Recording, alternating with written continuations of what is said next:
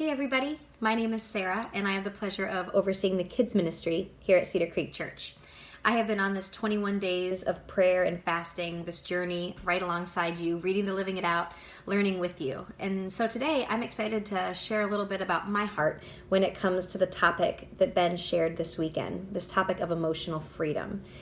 For me, freedom is not a word that I would use to describe my life, at least not on a regular basis. I'm somebody that struggles with anxiety.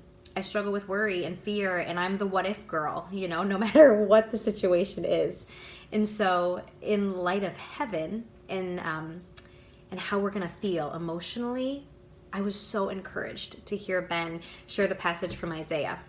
It was Isaiah chapter 25, verse 7, and it says, "There in heaven, there he will remove the cloud of gloom, the shadow of death that hangs over the earth." And if you're a worrier like me, you know exactly what that cloud of gloom feels like. It's terrible. It feels like you can't get out of it. It feels like you're stuck in this place of worry. And so if heaven is going to be a place where that doesn't exist, where we get to experience freedom in all sorts of ways, but especially emotionally, I'm really, really looking forward to that. And in addition, I know that God doesn't want us to stay in a place of anxiety here.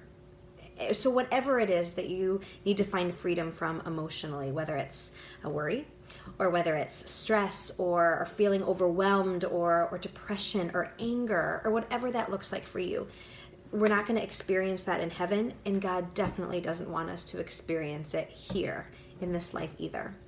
And so something that I've been just finding encouragement in lately when it comes to emotional freedom is the book of Psalms. It is filled with all kinds of goodness, all kinds of truth about who God is, who he says we are.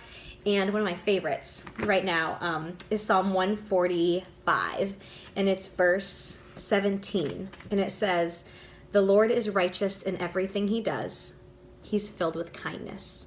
And so when I'm in a place where I'm feeling worried, I love thinking about God's kindness. And I love asking myself, where can I see God's kindness towards me in this situation? And sometimes it can change my perspective. So if you're looking to find freedom right now in any area of life, I challenge you to open up the book of Psalms. It's got a lot of encouraging truth in there.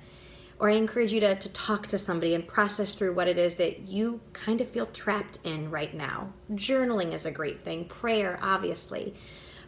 But I need to remember, as maybe you do too, that no, we're not going to live in fear or worry or whatever that looks like for you in heaven.